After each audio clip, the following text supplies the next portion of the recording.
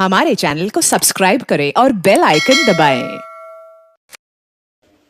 कायद कहते हैं this is the legal position. The armed forces are the servants of the people of Pakistan. You do not make national policies. क्या कौम को बेनजीर भुट्टो के कातलों का असल चेहरा दिखाया जाए, उस पे जुडिशल कमीशन बनाया जाए। मैं कहता हूं साइफर पे जुडिशल कमीशन बनाएं, मियां साहब के इल्जाम है उस पे भी कमीशन बनाएं। इस अवाम ने तो चुना लियाकत अली खान को भी चुना, क्यों उसको चुना दिया गया? उसके कातलों को क्यों फैसिलिटेट किया गया? I'll try to be brief जी। और ऑनरेबल फाइनेंस मिनिस्टर साहब भी बैठे हैं और मैंने उनको रिक्वेस्ट भी की थी स्पीच से पहले कि आप अगर होंगे तो एक मैसेज कायद का मैं आपको दूंगा। ज़ाहिर है मुल्क की फाइनेंशियल जो नुकसान है उसके ज़िम्मेदार आप तो नहीं हैं, आप तो अब आए हैं, लेकिन हम सब का बोझ है जिसे हमने उठाना है। औज़ु बिल्लाहि मिनश शैतानिर रजीम, बिस्मिल्लाहिर रहमानिर रहीम, अल्लाहुम्मा सल्लि व सल्लिम व बारिक अला सय्यिदिना मोहम्मद व अला आलि मोहम्मद। सीनियर सियासतदान यहाँ ऐवान में मौजूद हैं, राना तनवीर साहब मौजूद हैं।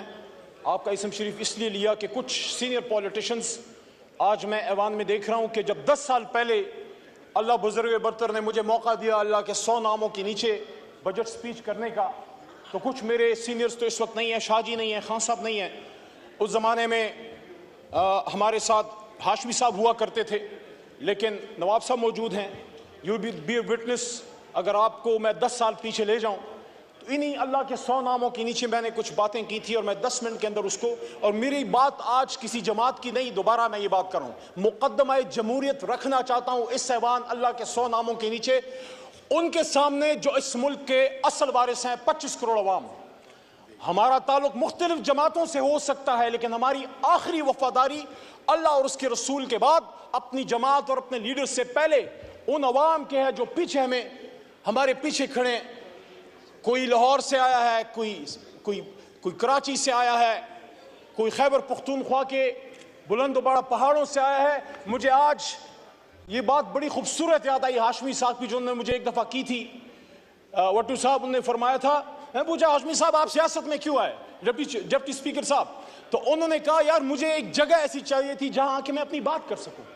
तो मेरी दरख्वास्त है तमाम ऐवान के मोअज़्ज़ज़ लोगों से, दोस्तों से, भाइयों से, बहनों से, अपनी बात कीजिए, दूसरे की सुनिए, और हम गाली से नहीं बल्कि दलील से जवाब दें। वहां से भी एक गलती हुई, हमारी तरफ से भी हुई, मैं किसी का नाम नहीं लेता, मैं समझता हूं दोनों नहीं होने चाहिए थे। हमें इस ऐवान को एक ऐसा ऐवान बनाना है जनाब डिप्टी स्पीकर साहब कि जिसके हमारे बच्चे नौजवान हमें फॉलो करते हैं, हम उनके लिए लीडर्स हैं। हर बाप हर माँ अब कम से कम अपनी बेटा या बेटी का लीडर जरूर होता है। जो दर्द आज वसीम साहब आपने बयान किया, पिछली असेंबली में मैंने ये बात की थी, हम सब पाकिस्तानी हैं। पश्तून हमने वोट की ताकत से बनाया, पंजाबियों ने कुर्बानी दी, सिंधी बलोच सब ने। मैं बरमला इसका इजहार करता हूं, सबसे बड़ी कुर्बानी पाकिस्तान के लिए अगर किसी ने दी है, उर्दू स्पीकिंग ने दी है कि अपना घर छोड़ के पाकिस्तान को घर बनाया। आओ उनको सीने से लगाओ और साथ में बलोच को भी सीने से लगाओ। तो आज से 10 साल पहले डिप्टी स्पीकर साहब आपकी फुल तवज्जो आज मुझे चाहिए। आप दीनदार आदमी हैं और मैंने आपको हमेशा जयनमाज पे अपोजिशन लॉबी में देखा था।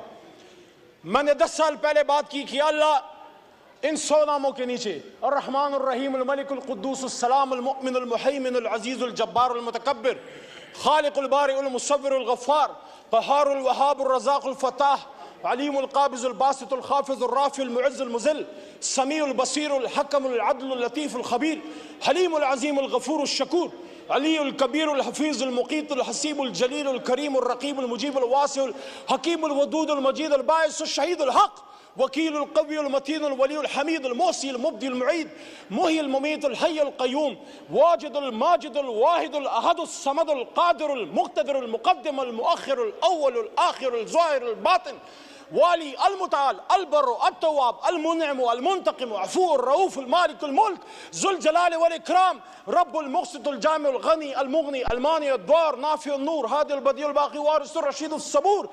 अल्लाह के 100 नामों के नीचे हम सब इस बात का अहद करते हैं, आप हो या हम हो, हम इस बात का अहद करते हैं, ये पाकिस्तान हमारी माँ है, अपनी माँ से ज्यादा इस पाक सरजमीन के वफादार रहेंगे।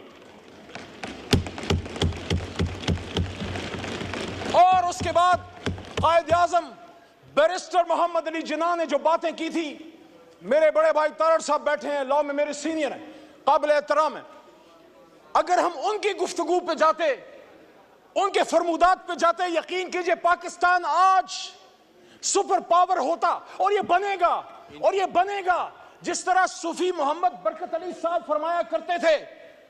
وہ کہتے تھے تمہیں جنگل میں تنکے چنتا ایک ملنگ یاد آئے گا، جب وہ کہا کرتا تھا ایک وقت آئے گا کہ دنیا کے فیصلے پاکستان اور اسلام آباد کی ہاں اور نا میں ہوں گے، لیکن اس کے لیے ہمیں کھڑا ہونا ہوگا، مضبوط ہونا ہوگا. اس آدمی نے کہا تھا، جناح صاحب نے، کہ مسلمان مصیبت میں گھبرایا نہیں کرتا. تو پھر انہوں نے آپ کو آگے کی ڈائریکشن بھی دی، حکومت کیسے کرنی ہے، فائنانس کیسے چلانا ہے، لا منسٹری کا کیا کام ہے، بیوروکریسی نے کیا کرنا ہے، آرمڈ فورسز نے، جس کو ہم اسٹیبلشمنٹ کہتے ہیں، آرمڈ فورسز نے کیا کرنا ہے، سیاستدانوں نے کیا کرنا ہے. میں مقدمہ جمہوریت میں آگے بڑھنے سے پہلے بجٹ 2024 پہ ایک بات کرتا ہوں.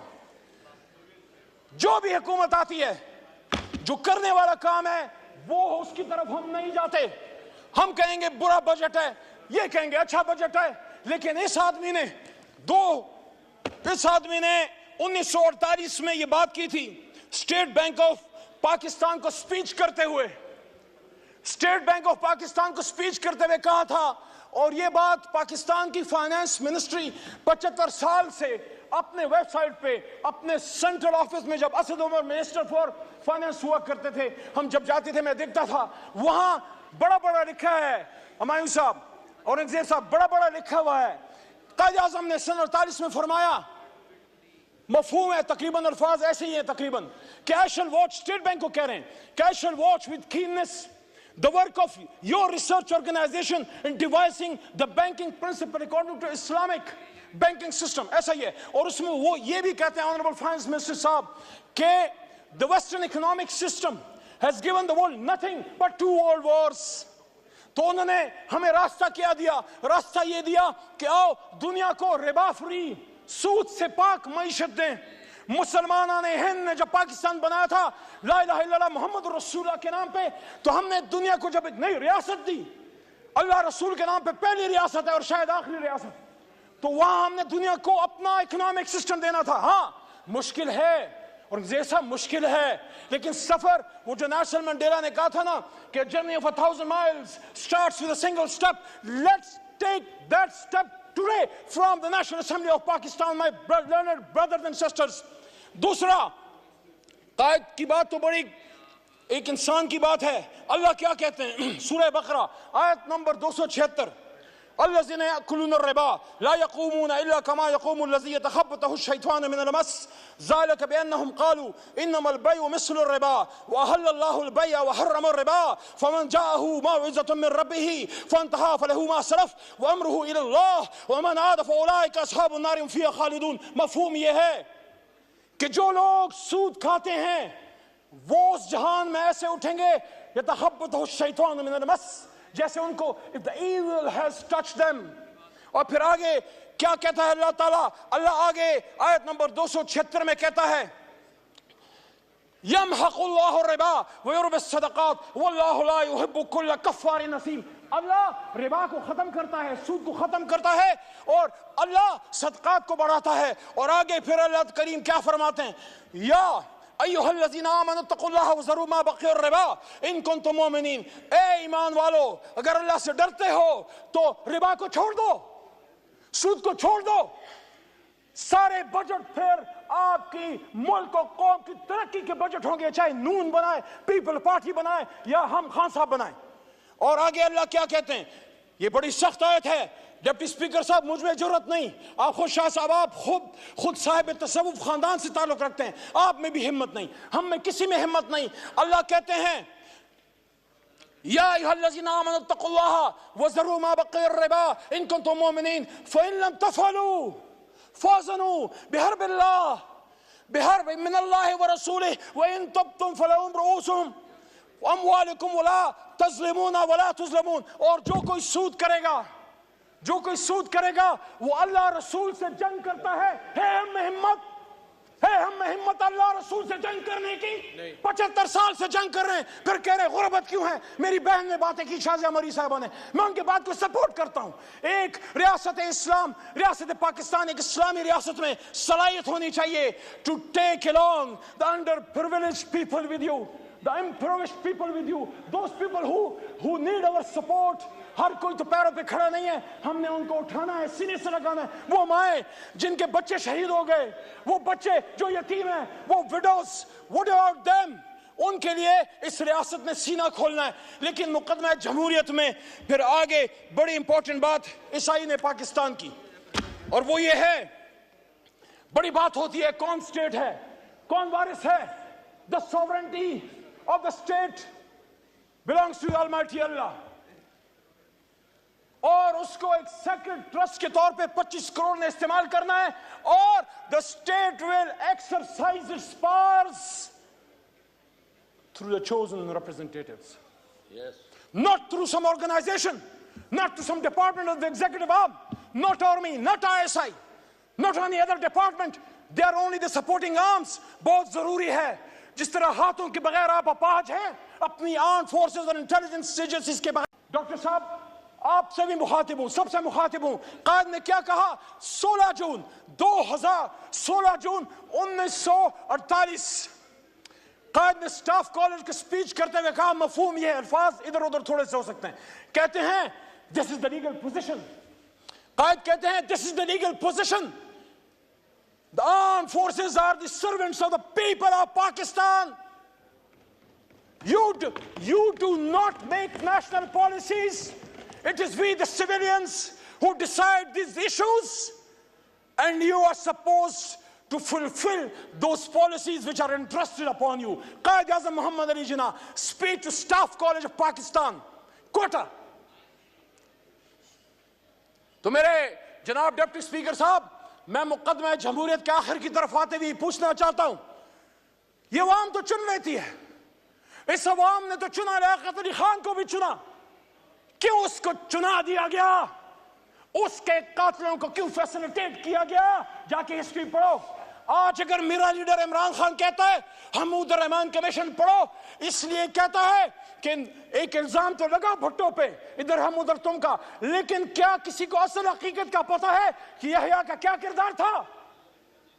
وہ یہ نہیں کہہ رہا کہ ایسے حالات پھر خدا نہ کرے، معاذ اللہ یہ ملک تا قیامت رہے گا، لیکن اس سے سیکھیں، اس کو پھانسی چڑھا دیا دوسرے کو، بھٹو کو.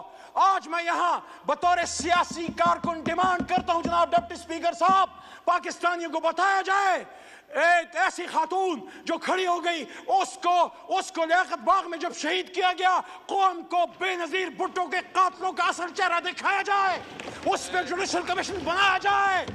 D G I S P R صاحب، آپ کہتے ہیں judicial commission, yes we are with you, make a judicial commission on 9th May. We want to know who were the people who committed that folly. جس نے بھی کیا ہے، ہم میں سے ہے، کسی اور میں سے ہے. میرا لیڈر تو اس جیل میں تھا، حراست میں تھا، اس پہ جوڈیشل کمیشن بنائیں، لیکن جس نے کیا اس کو سزا دیں.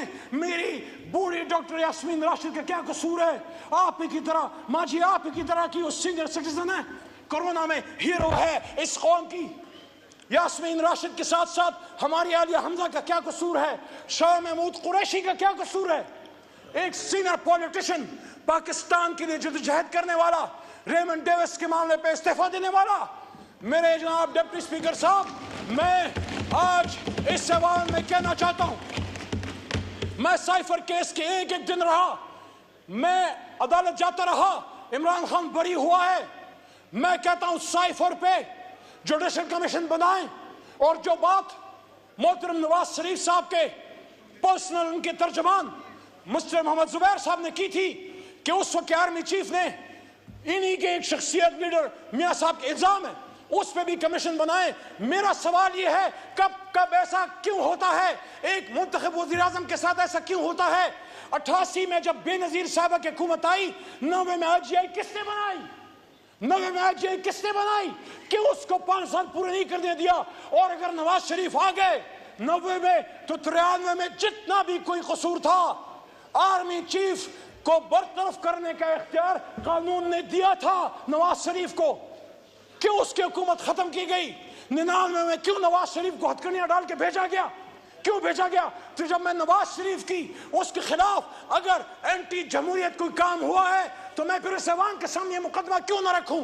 क्या आपके साबिक वज़ीर आज़म आपको नहीं पसंद, आप उससे नहीं एग्री करते सियासत से? उस पे लाइफ अटैक, 1-2 मिनट जी, उस पे आखिरी अटैक हुआ, लाइफ अटैक हुआ, बॉडी में 4 गोलियां खा के 350 दिनों से जेल में है। उस पे जुडिशल कमीशन क्यों ना बने?